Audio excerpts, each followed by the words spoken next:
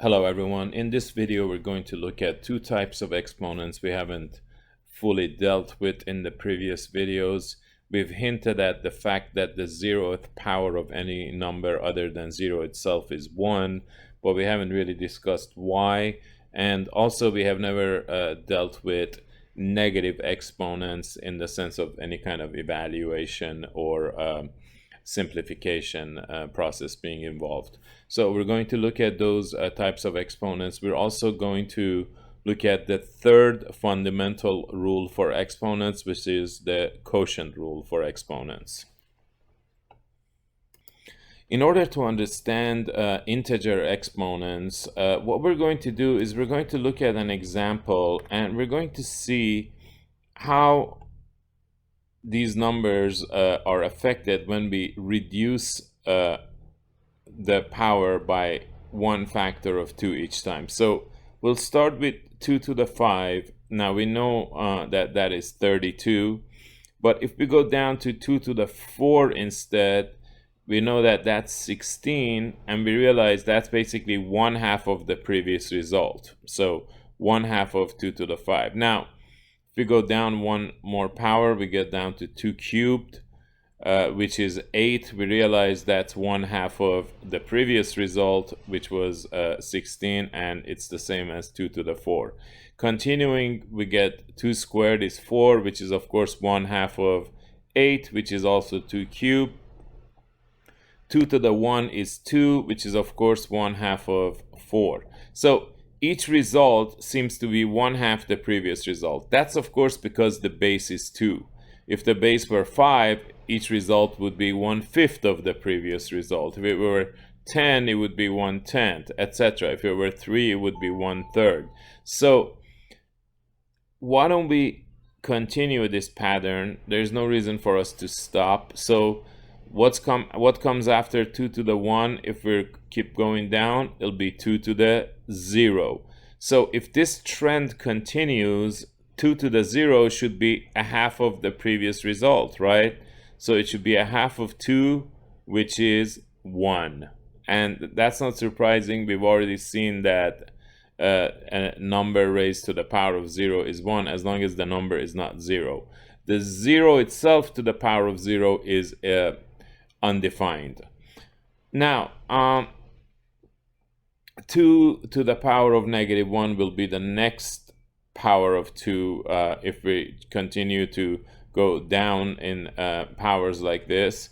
So we realize that that should be 1/2 of our previous result, which was 1, 2 to the 0 or 1. So 1/2 of 1 will become 1/2, which we can write as 1/2 to the 1. So the next one down will be 2 to the -2, which should be 1/2 of this result, which we know was 1/2. So 1/2 of 1/2, notice that's going to be 1/2 squared, like that, or 1/4. 2 to the -3 again should be 1/2 of the previous result, so it'll be 1/2 of 1/2 squared. Now 2 times 2 squared is 2 cubed, right? Or 1/8.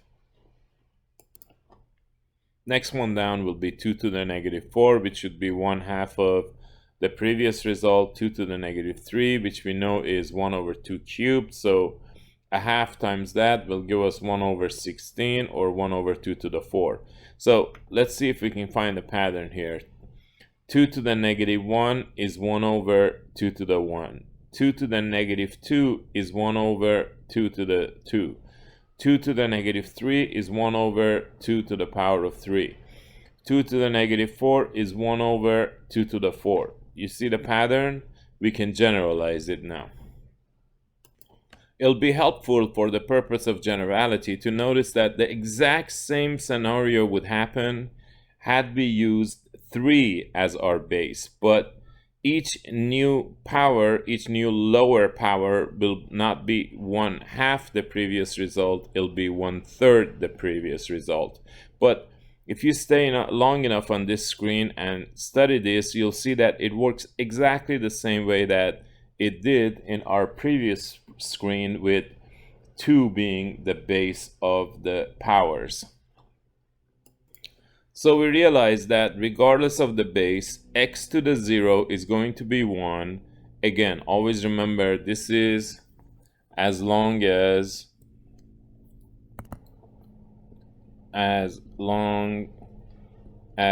x does not equal to 0. 0 to the power of 0 is undefined. All right, and x to the power of negative n equals 1 over x to the n. So when we have a negative exponent, we can move the power downstairs and the exponent will become positive. Now, we can also obtain this result algebraically if we accept that x to the 0 is 1. This will be a nice practice in some algebraic manipulation for you. So we can write x to the negative n as x to the negative n times 1, right? Any number can be written as itself times 1. Now, if we replace 1 with this quotient, which is of course 1 as well because the top and the bottom are the same, right?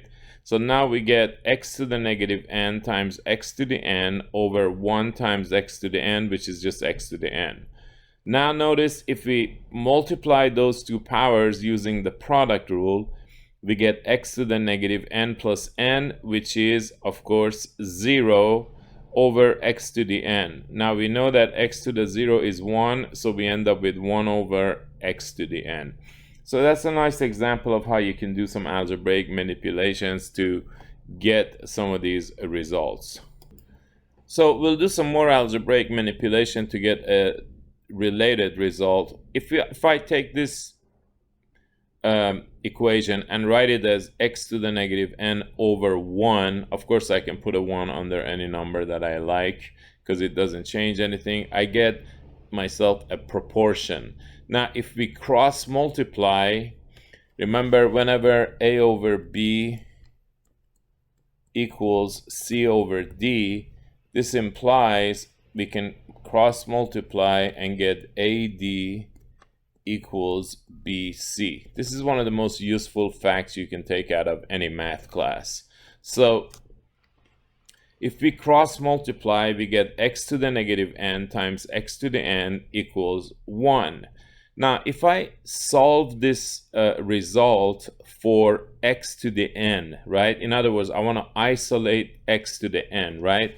So that means we would have to divide both sides by what? By x to the negative n, right? So here these will cancel out. That's negative n. Let me make sure it's clear. And you end up with x to the n equals 1 over x to the negative n. So if we have a negative exponent on the top, we can bring it down and the negative exponent turns into a positive one. Notice the base doesn't change. If you recall, I told you, other than in this particular case where the base pretty much disappears, in all other laws of exponents, the base remains and it does not change. So here, the only thing that changes when you take x to the negative n and move it downstairs is that the exponent changes from negative to positive. Now, on the other hand, if the negative exponent is on the bottom, you can always bring it up and it becomes positive, the exponent, of course. The base remains the same. Now, another thing to note is that what if I have a negative power of a quotient? Notice that here I can just say that's x to the negative n over y to the negative n. That's the power rule for quotients. Now, if I move this x to the negative n downstairs, it becomes x to the n. And if we move this y to the negative n upstairs, it becomes y to the n. So notice that we can always write this as y over x to the n. So that's a very handy fact. What we just found out is that if we have a negative power of a quotient, we can take the reciprocal of that quotient and raise it to the opposite of negative n, which becomes just positive n. So just to summarize the rules we just worked on, we realize that x to the 0 is 1. Remember, as long as the base is not 0, 0 to the 0 is undefined. X to the negative n equals 1 over x to the n. X to the n equals 1 over x to the negative n. Of course, you can write this on the left and this on the right as well. It doesn't make much difference. And if you have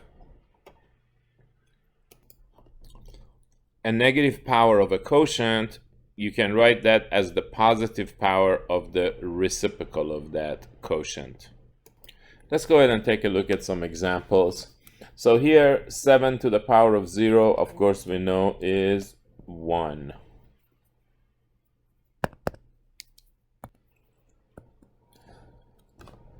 Negative 7 to the power of 0 makes no difference. No matter what it is that you're raising to the power of 0, as long as it's not 0, the answer is going to be 1. Now here, the negative is not being raised to the power of 0. Only the 7 is. So the negative will carry, and 7 to the 0 is just 1. So here the answer, the result will actually be negative 1. Here we have a more complicated expression, but it's being raised to the power of 0. So basically, it's also going to be 1. How about these? Well, we handle them separately and then we add. Now, 2 to the 0 we know is 1, and 3 to the 0 we know is 1. And what's 1 plus 1? 2.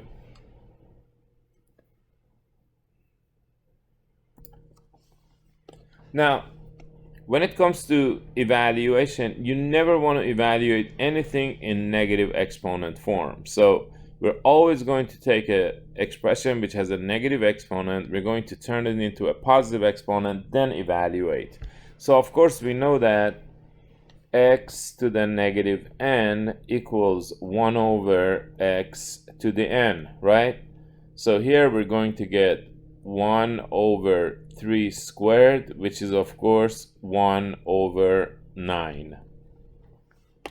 How about negative 3 to the power of negative 2? Same business. Notice the base won't change. The base stays the same, but the exponent will change to a positive 2. And we know negative 3, quantity negative 3 squared is also 9, so this is also going to be 1/9. So we get 1/9 here, and we also get 1/9 here. But here we don't, because the negative is not being raised to the power of negative 2, so it's just going to carry. But the 3 to the negative 2 we can write as 1 over 3 squared. So we get negative 1 over 9. With this one, same business, so we can just say 1 over 5 cubed, which is 1 over 125. Now, this one, we have a nice handy rule for. Do you recall? It said that if you have x over y to the power of negative n, that's the same as y over x to the power of n. So we can say that's equal to 3/2 to the power of positive 4. So that's going to be 3 to the 4 over 2 to the 4. Now, if you memorize your tables, you know that that's 81 over 16. So that's how we do that. All right, make sure you can handle all of these before we proceed. Okay, so here we're going to be handling this product now. Of course, the 2 cubed, that's a positive exponent. We're just going to keep that where it is on the top, but we'll create a quotient and we'll move the 3 to the negative 2 down. We'll also move the 4 to the negative 1 down, and it becomes 4 to the 1, right? So we end up with 2 cubed, which is 8 over 9 times 4. Now, always remember, before you multiply, you should see if you can simplify. So notice here, the 4 and 8 leave you 2 and 1. So we end up with 2 over 9. Always try to simplify before you multiply, but only if there's only multiplication going on. If there's addition or subtraction going on, make sure you don't cross cancel. You never cross cancel terms. You only cross cancel factors. All right, so for this next one, we're going to handle these separately. So we just apply the negative exponent rule to this expression. That becomes 1 over 2 cubed. And for this number, the negative exponent rule will turn it into 1 over 3 squared. So we get 1 over 2 cubed, which is 8, and 1 over 3 squared, which is 9, right? So 1 over 9. So it may not have appeared like this is a fraction problem, but that's exactly what it turns into. So now we just need to find the common denominator, which is 72. So that tells me I need to go ahead and multiply the 8 by 9, and the same will need to be done to 1. And the 9 we need to multiply by 8, and the same will do to the 1. So now the denominators are both 72, so they're like fractions now, and we combine the new numerators, which are 9 and 8. So for our final answer, we're just going to get 17 over 72. So that is how you handle situations like that. So now we want to look at simplifying some variable expressions containing negative exponents, of course, is what we meant here. And note that a variable expression is not considered simplified as long as there are any negative exponents left in it. So here, of course, we probably want to parenthesize that because maybe there's only one or there could be more. So we're going to handle this in a very similar manner to the way we handle the ones with just pure plain constants. And here, our w cubed and x squared are going to remain on the top. The v to the power of -3 will move down and become v cubed, and y to the -2 will move down and become y squared. Remember, the reason we can do this is because there is nothing but multiplication going on, okay? Even if there was 1 plus, we wouldn't be able to do it in this way. We'd have to handle them separately, okay? So that's as simple as this one can get. All right, here, this is a simple problem, but I put it down because a lot of people make the mistake of, after moving q down, they pull the p down with it. So be careful. The 2p cube remains on the top. The only power that needs to move downstairs is the negative power, and it's going to turn into a positive power, so it becomes q squared, just like that. Of course, if we had something like this, if our negative power is on the bottom, then we would move it up to turn it into a positive power, and then we would get something like that. And if it were a variable example, like 1 over u to the -3, we can move that up, and that becomes just u cubed. Or if we had, say, u squared v to the -2, keep the u squared on top, bring the v squared down. Or if you had, say, a squared over b to the -2, well, keep the a squared where it is. Only move the b to the top to make it b squared like that, and then you're done. So remember, your final results should not have any negative exponents in it. Remember, these two were finished here. We're doing some new examples here, right? So example, example, example, example. Okay. All right, so make sure you can handle the simple ones before we proceed. All right, make sure to try this on your own, please, before you come back and join the video. It's very easy to push on that pause and approach this the proper way so that you get the most out of these videos. Always with pen and pencil, pen and paper handy, and following along, doing it interactively. You don't want to just watch these videos. That will not do you a whole lot of good. All right, so here we're just going to have our fraction line.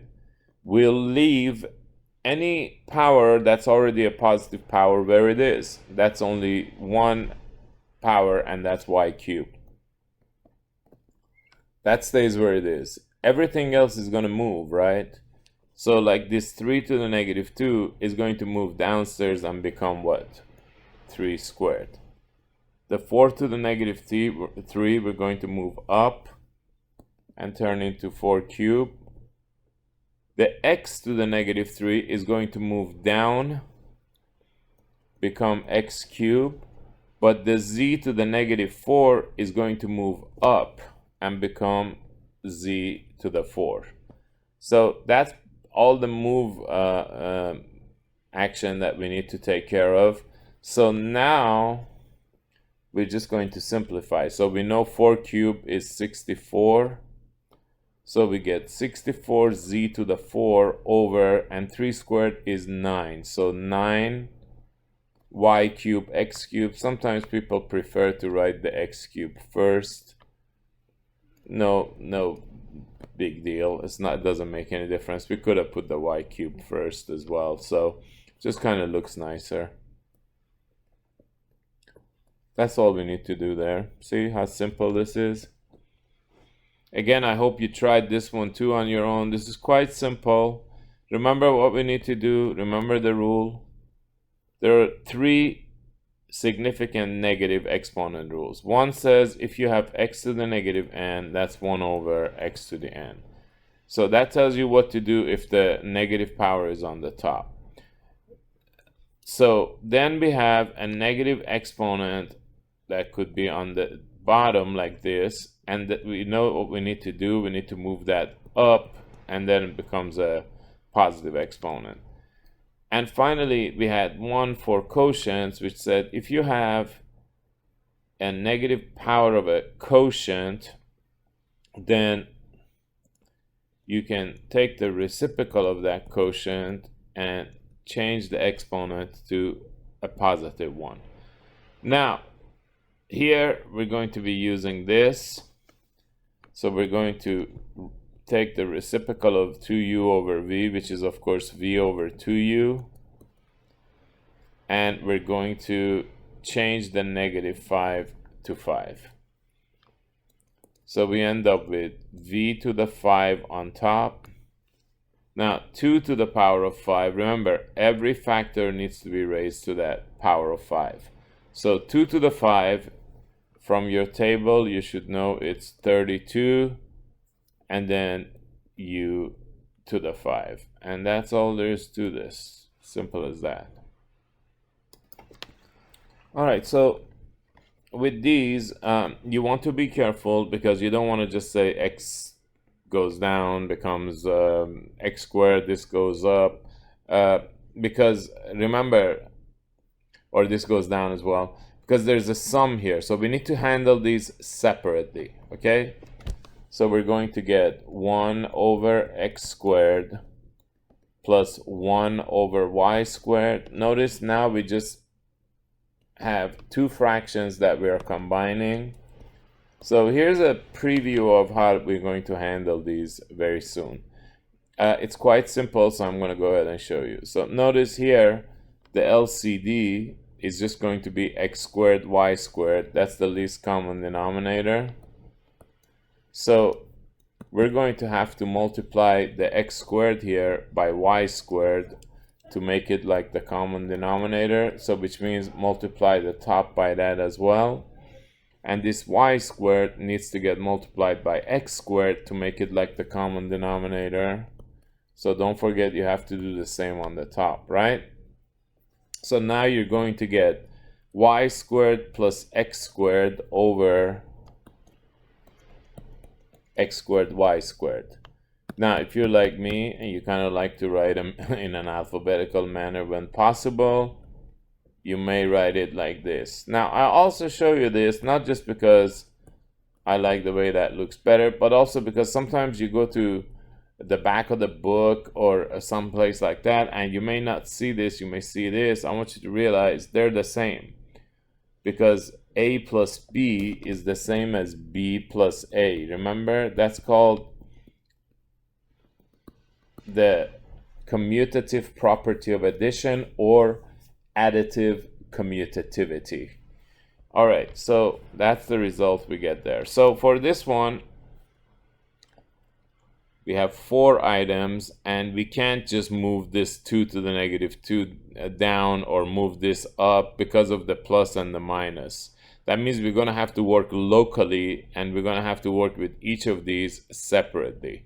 So the 2 to the negative 2, we're going to turn into 1 over 2 squared.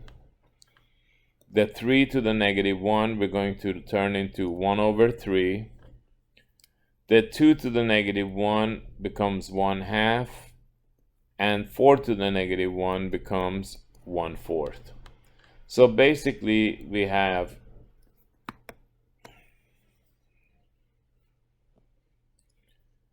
So basically we have 1/4 plus 1/3 over 1/2 minus 1/4. We're going to learn a very efficient way of dealing with these later, but for the time being, we can just handle them in a classic way. We're going to combine the fractions on the top, so we need a common denominator of 12. So the 4 here is going to need to be multiplied by 3. Don't forget to do the same on the top. And the 3 needs to get multiplied by 4. Don't forget to do the same on the top. So now both denominators are 12, so they're like fractions now, so we can just combine those new numerators, which gives us 3 plus 4. Down below, the LCD is 4. So that means we're going to have to multiply this 2 by 2. That means the top as well. On this one, we don't need to do anything because that's already 4. So now both denominators are 4, so we can just combine the numerators. 2 minus 1.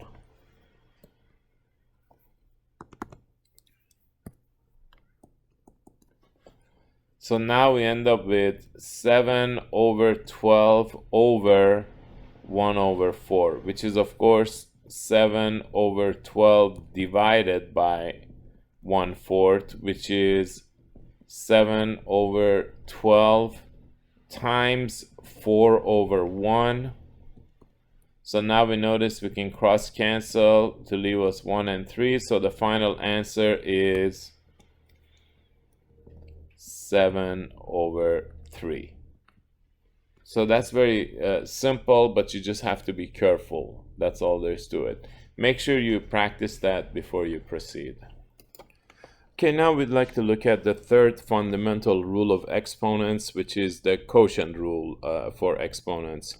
The first two that we have already seen were the product rule, x to the m times x to the n equals x to the m plus n, and the power rule where we had x to the m to the n equals x to the mn. So the third of these rules will be this rule down here, and we have a motivational example here to let us see why this rule is working out the way that it does. And notice that if we just divide x to the 5 by x cubed without worrying about any rule, this just means 5 factors of x divided by 3 factors of x. Notice that I made these red because if you notice, 3 of those x's on the top are going to cancel out with 3 of these down here, leaving us just 1s, and therefore all we're left with is 1 times x squared, which is just x squared. And of course we realize that we could have gotten to that answer very quickly by just subtracting 3 from 5, or writing 5 minus 3. So we get x squared. So this is very handy, because what if we have x to the power of 500 divided by x to the power of 346? We don't want to sit there and write 500 factors of x and 346 factors down here and cancel, etc. So we realize all we need to do is just subtract. So in general, if we have x to the m divided by x to the n, we're going to go ahead and write keep the base, subtract the exponents. So in words, to divide two powers with the same base, keep the common base and subtract the exponents. So let's see if we can apply the quotient rule. Remember, anytime you're dividing two powers and they happen to have the same base, we can apply the quotient rule by keeping the common base and subtracting the exponents. So we notice here we have the same base, 2, so we can go ahead and apply it. So we get 2 to the power of, it's always the top exponent minus the bottom exponent, like that. So you have to be very careful with the negatives and make sure that you go minus and -1. Don't just write 3 minus 1. That's a common error. So we get 2. Now we know these two negatives are going to make a positive, so we get 2 to the power of 3 plus 1, which is 2 to the power of 4, which is 16. Of course, we could have also done this by just moving the 2 to the -1 to the top to become 2 to the 1 to get 2 to the 4, which is also 16. But right now we want to focus on the quotient rule. That's why we did it this way. All right, in this next problem, again, the quotient rule is applicable here because we are dividing two powers with the same base. So we keep the common base and we subtract the exponents. Remember, always top exponent minus the bottom exponent. So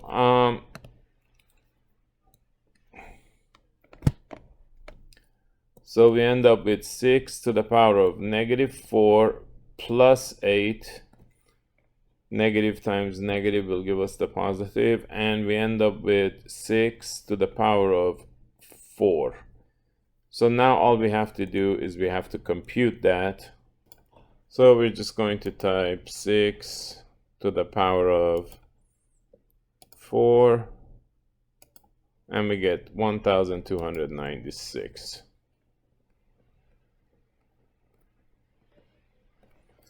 All right.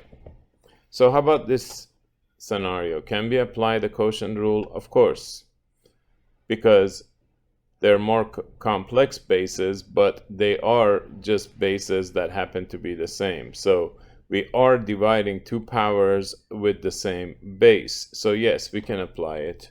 So we get 2 squared plus 3 squared to the power of 2 minus -1. And we end up with 2 squared plus 3 squared to the power of 2 plus 1, which is 3. So we know that 2 squared is 4 and 3 squared is 9, and 4 plus 9 is 13. So we get 13 cubed. So we just need to go ahead and calculate that. So 13 to the power of 3, and we get 2197.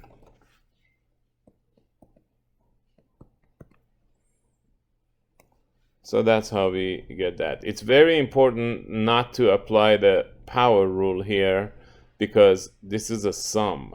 And remember, we can't apply the power rule to a sum. It works if it's a product, but not sums. All right, so now we're going to apply the rule with some variable bases. So here we have two powers that have the same base, and we have a quotient of such powers, so we can go ahead and use the quotient rule. So we get x to the power of, remember, always top exponent minus bottom exponent. In this case, it's just 3, so we just write minus 3. We mean the exponent on the bottom in the denominator. So we get x to the power of -6. Now, remember, no negative exponents in the simplified expression. Otherwise, it's not considered simplified. So we don't want to stop here. We want to go one more step and write it as 1 over x to the 6. Like so. So here, we'll go ahead and take care of the numbers independently of these. So 5 and 25, we know we can cross cancel to leave us 1 and 5. So we get basically 1/5. We can go ahead and separate that fraction like that, and then just go ahead and apply the quotient rule to the powers of m. So we get m to the power of -4 minus -12. These two, of course, will turn into a plus, so we get 1/5 m to the power of -4 plus 12, which is 8. We can write the answer like that, or we could write it like this as well. M to the 8 over 5. They're both acceptable answers. All right. So here, we're going to take care of these numbers, and we can do so by moving the 3 to the -1 down to make it 3 to the power of 1, moving this up to become 4 to the power of 1. So we get 4 over 3. Of course, the power of 1 is just going to give us 3 and just 4. And these two are powers with the same base, so we can apply the quotient rule. So we get times x squared plus y squared to the power of 2 minus -3, which becomes 2 plus 3, so we get 4/3 times x squared plus y squared to the power of 5. Now, had that been the other way around, so let's say we had 3 to the -1 times x squared plus y squared to the power of -2 over 4 to the -1 times x squared plus y squared to the power of -3. So in this case, we still would do the same thing with the 3 and 4, but our quotient rule would result in this. This actually, down here, I wanted to just be +3 to get a point across. So that's just +3. So we get -2 minus 3. So we get 4 over 3 times x squared plus y squared to the -5.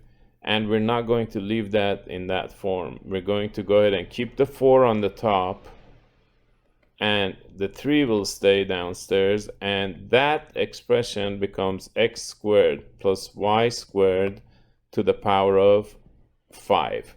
So that would end up on the bottom if the exponents had been different. So remember, this is a new example we were looking at. This one was already finished at that point. Okay? So that's how we handle some of these problems using the quotient rule. All right, so here's another example. With these, it's a really good idea to go ahead and separate your numbers at first then we'll get everything together. So I noticed that the 9 is already fine where it is, so we'll leave that there. But that 3 to the negative 3 can go down and become 3 cubed. So we get 1 over 9 times 3 cubed. Now we'll go ahead and apply the quotient rule to the powers of x. So we get x to the power of 3 minus negative 3.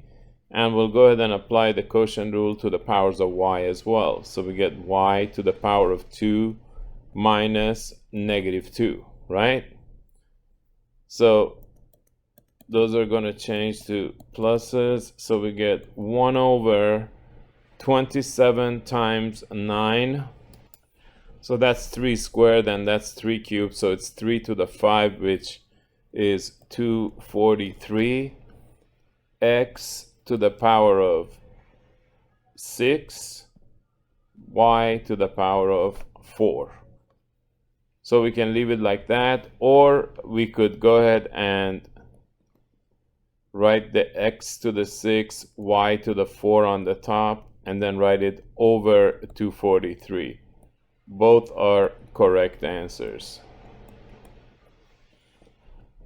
Okay, make sure you can handle something like that before we continue.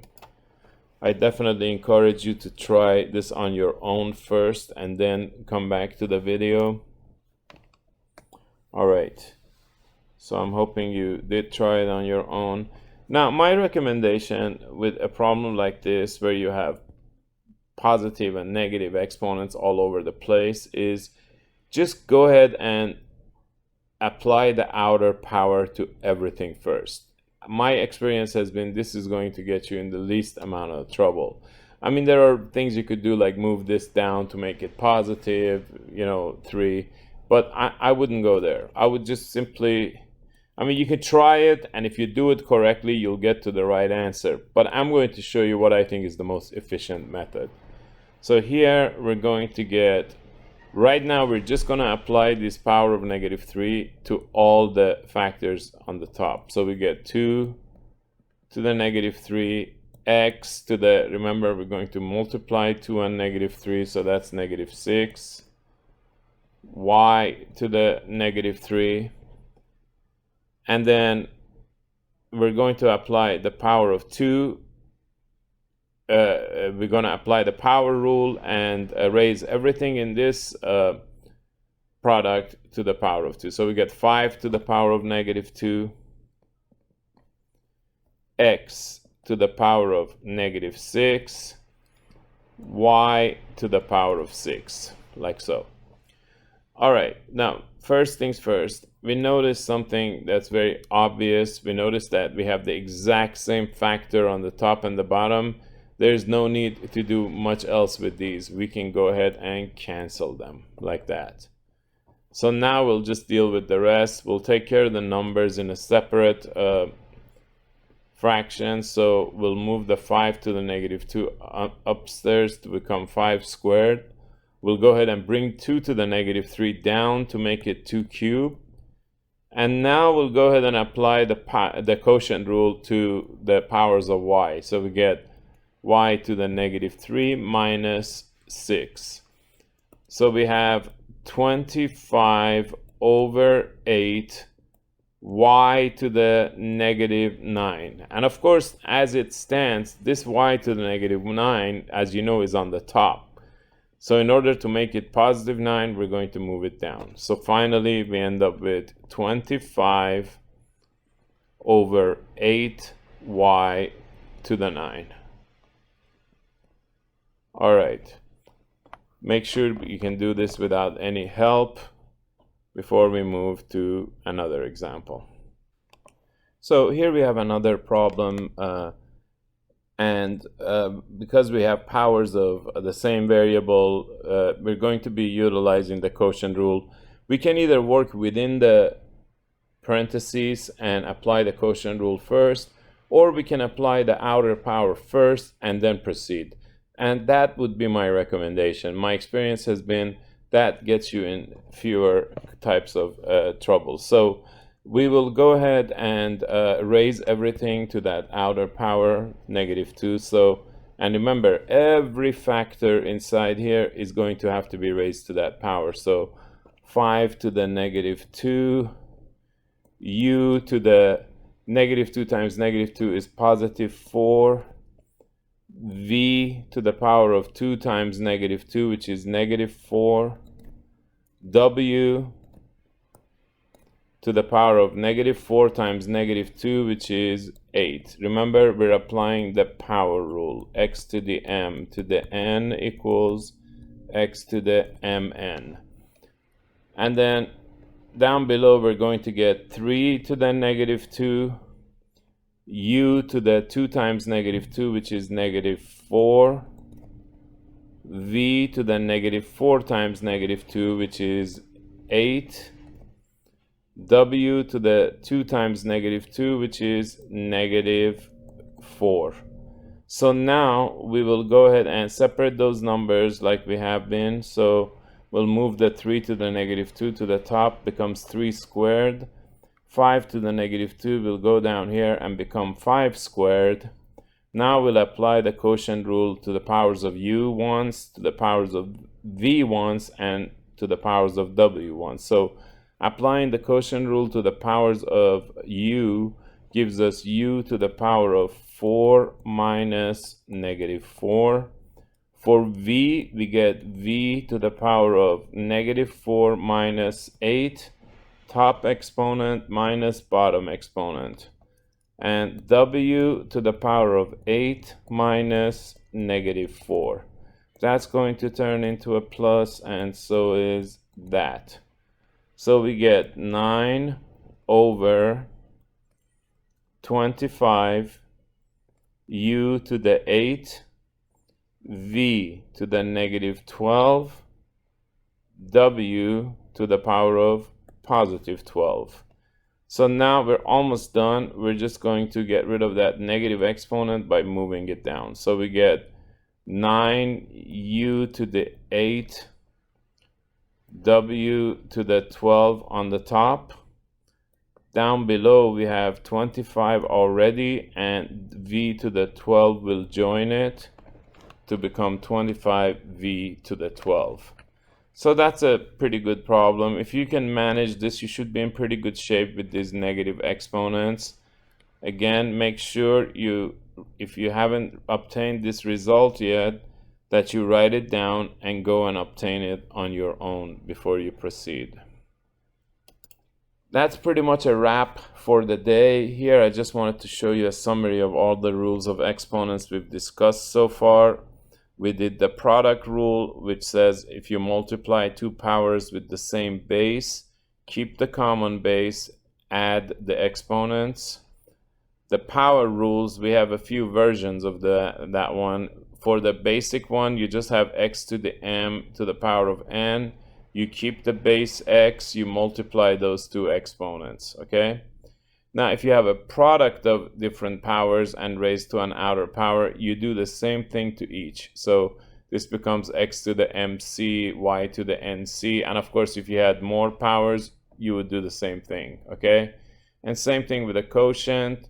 So you get x to the mc over y to the nc. This should have typed, correctly, but somehow I missed that. All right, quotient rule says if you have a quotient like this of two powers with the same base, keep the base, subtract the exponents. Zero exponent rule, the 0th power of any base is 1, and remember that's for all x not equal to 0. 0 to the power of 0 is undefined. That's very bad. Let me retry that. So for all x not equal to 0. 0 to the power of 0 is undefined. All right, x to the negative exponent rules. X to the negative n equals 1 over x to the n. 1 over x to the negative n equals x to the n. So if the negative exponent is on the top, you can bring the power down and the exponent becomes positive. If the negative exponent is on the bottom, you can move the power up and the exponent becomes positive. In both cases, the base does not change. Now, if you have a quotient with a negative exponent in the power, then you can reciprocate the quotient, turn it into y over x, and then the exponent will change to n. So when we say the base never changes, I guess theoretically speaking, you could say it did change here, but the reason for that was explained before, and we understand that fundamentally the fact that the base remains the same does not change. All right, so that should pretty much do it. Make sure that you get these rules really down, because we're going to be using these all the time from this point forward. If you don't know these, we're going to have serious problems. So go ahead and practice these and stay safe till our next video.